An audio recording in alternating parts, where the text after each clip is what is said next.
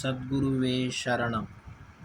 உங்கள் ஜாதகத்தில் புதன் சுக்கிரன் சேர்ந்து அமர்ந்து இருந்தால் லக்னத்தில் 4ல் 7ல் 10ல் 11ல் இதோட பலன்கள் தனித்தனி. பட் சுக்கிரன் ஐஸ்வர்யத்துக்கு காரகன், புதன் மல்டிப்ளை பண்ணக்கூடியவன். மல்டிப்ளைனா உங்கள் லைஃப் எப்படி லக்ஸரியாக மல்டிப்ளை பண்ணி கொண்டு போகணும், லக்ஸரி லைஃப்பை.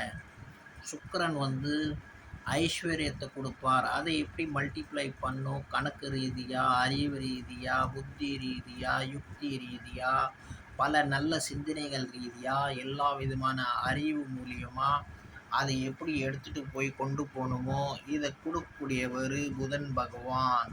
ஐஸ்வர்யம் வந்தால் போதாது, அதை எப்படி சமாளிக்கணும்னு தெரியணும். அதை சமாளிச்சுட்டு கொடுக்கக்கூடியவர் புதன். இந்த 2 பேர் சேர்ந்திருந்தால் அந்தந்த வீட்டுக்கு தனித்தனி பலன்கள் உண்டு, அந்தந்த லக்னத்துக்கு தனித்தனி பலன்கள் உண்டு. உங்கள் ஜாதகத்தில் அவர் எங்கே இருக்கார் அதை பார்த்து கணிச்சு சொல்கிறது அது ஒரு தனி அமைப்பு. எல்லாருமே சிம்ம ராசியாக இருந்தால் ஜெயலலிதா ஆகிட முடியாது. எல்லாருமே சிம்ம ராசியாக இருந்தால் சாதாரண ஆள் ஆகிட முடியாது. அவங்களோட ஜாதக அமைப்பு. ஸோ உங்கள் ஜாதக அமைப்பு எப்படி இருக்குன்னுட்டு உங்கள் ஜாதகத்தில் பார்க்கணும். எல்லாருமே பில்கேட்ஸ் ஆகிட முடியாது, அதே நாள் பிறந்தவர்கள். அதனால சில யுக்திகள் உண்டு, சில விஷயங்கள் உண்டு, கணிக்கக்கூடிய சில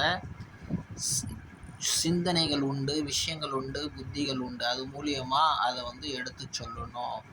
இந்த மாதிரி 2 கிரகங்களும் சேர்ந்துருக்குது சுக்கிரன் புதன். இது ஒரு ரொம்ப மிகப்பெரிய யோகம். உங்களோட ஜாதகத்துலேயே அந்த மாதிரி இருக்குன்னா உங்கள் லக்னத்துக்கு இது எப்படி பலன் தரும்னு பார்த்து சொல்லணும். ஃப்ரெண்ட்ஸ், நாங்களும் ஜாதகம் கணிக்கிறோம், கைரேகை கணிக்கிறோம். ஒரு நல்ல ஜாதகன் உங்கள்கிட்ட கேட்காதே உங்களை பற்றி எல்லாமே சொல்லுவான். அவனே சிறந்த ஜோதிடன்.